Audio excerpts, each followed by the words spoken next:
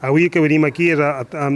explicar com s'ha de tramitar amb la voluntat clara que el govern vol que això sigui el més àgil possible, per tant que entre la petició i la resolució no passi, la idea de nosaltres és intentar que durant el termini màxim d'un mes la gent pogués tenir totes les resolucions fetes i els imports rebuts, no? Evidentment això ens implica a nosaltres una feina addicional, però entenem que la resposta ha de ser aquesta i per tant avui el que intentarem als alcaldes és explicar-los aquest procediment perquè evidentment ens pertoca fer-ho d'aquesta manera.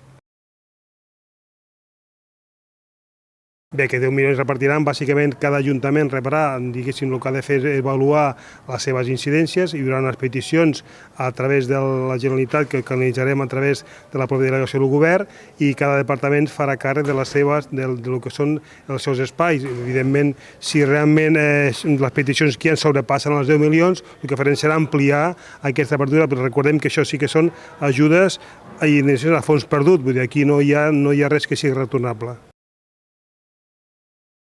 Una cosa és la resolució del que és la pròpia ajuda o transferència a fons perdut i l'altra és el que és l'accés a l'ICF, que per exemple imaginem que una empresa vol un finançament addicional perquè aprofita que si li ha fet malbé el negoci i a més vol ampliar. Aquí s'habiliten els mecanismes i a la pàgina web la gent entrarà i serà com un préstec normal. Això pot trigar un mes i mig, dependrà, però en qualsevol cas l'encàrrec que tenim nosaltres, el govern, és que s'ha de ser el més àgil possible per intentar que les conseqüències econòmiques siguin les mínimes pel territori.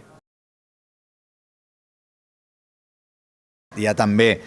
possibilitats de que el 50% d'aquestes ajudes vinguin per part del Ministeri i el que farem nosaltres és mirar d'avançar aquestes ajudes que sí que triguen una mica més de mesos en cobrar-se, mirar de veure de quina manera ho pot la Generalitat avançar mitjançant l'ICF.